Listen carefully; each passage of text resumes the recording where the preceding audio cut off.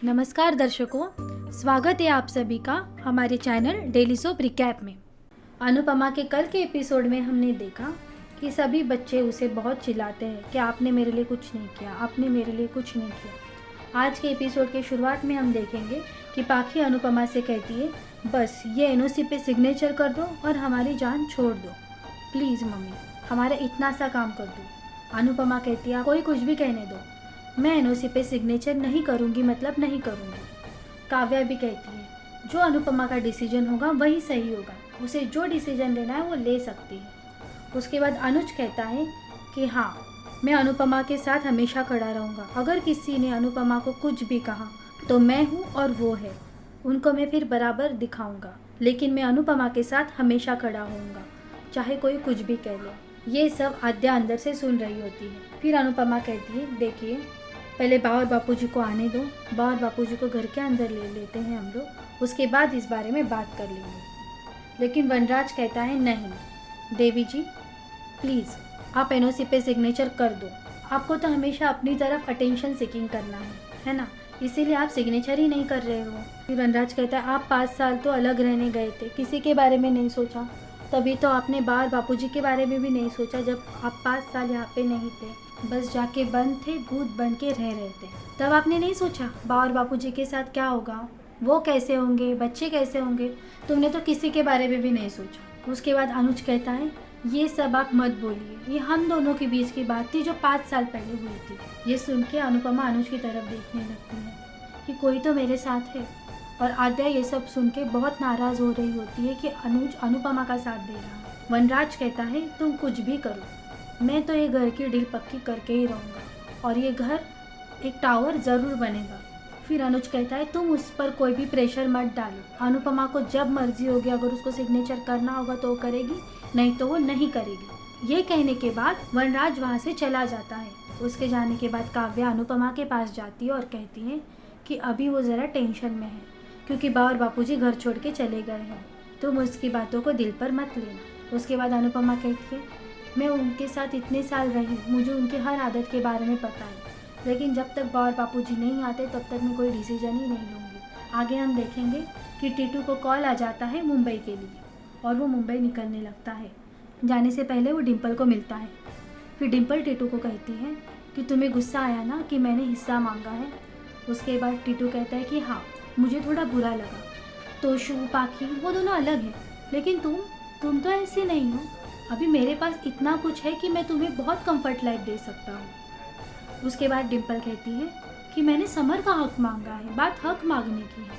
फिर टीटू कहता है, अंश अभी मेरा बेटा है, मेरा जो कुछ भी है वो सब उसी का है और मेरे पास इतना है कि अंश का पूरा फ्यूचर सिक्योर हो जाएगा, तुम्हें ये बोलने की कोई ज़रूरत नहीं थी। और तुम मुझे अगर पति मानती हो, अंश का पापा मानती हो, तो तुम आज के बाद ये कभी मत कहना हक मांगने की बातें। इतना कह के टीटू वहाँ से चला जाता है। आगे हम देखेंगे अनुपमा आद्या के लिए दाल खिचड़ी लेके जा रही होती है, लेकिन जाते जाते उसे याद आ जाता है कि किस तरह बा और बापूजी वहाँ पे पापड़ बेल रहे थे, अपना खुद का घर रहते हुए भी। उसके बाद वो आद्या के रूम में जाती है।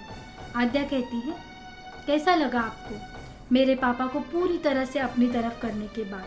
आपने तो पूरी तरह से मेरे पापा को पागल कर दिया है, उनको तो सिर्फ हर वक्त अनुपमा की ही पड़ी रहती है, अनुपमा क्या कर रही है, अनुपमा को कैसा लगेगा, बस वही सोचना है पापा को, इसके अलावा उनको कुछ भी नहीं पड़ी है। इसी की वजह से श्रुति के साथ उन्होंने शादी भी तोड़ दी। हम कितनी अच्छी हैप्पी फैमिली बन के रह रहे थे।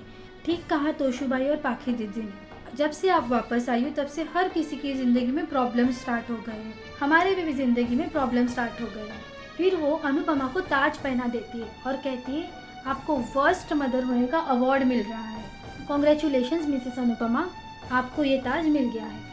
उसके बाद अनुपमा ताज निकालती है और कहती है, थैंक यू मुझे अवार्ड देने के लिए। फिर अनुपमा कहती है, मैं किसी की ज़िंदगी से नहीं जाती, लेकिन जब अनुज जी ने मुझसे कहा कि तुम्हारे साथ शादी करके मैंने गलत किया, तुम्हें अडॉप्शन नहीं चाहिए था, तुम्हें की बेबी नहीं चाहिए था, फिर भी मैंने छोटी को तुम्हारी ज़िंदगी में लेके आया, ये मैंने बहुत गलत किया।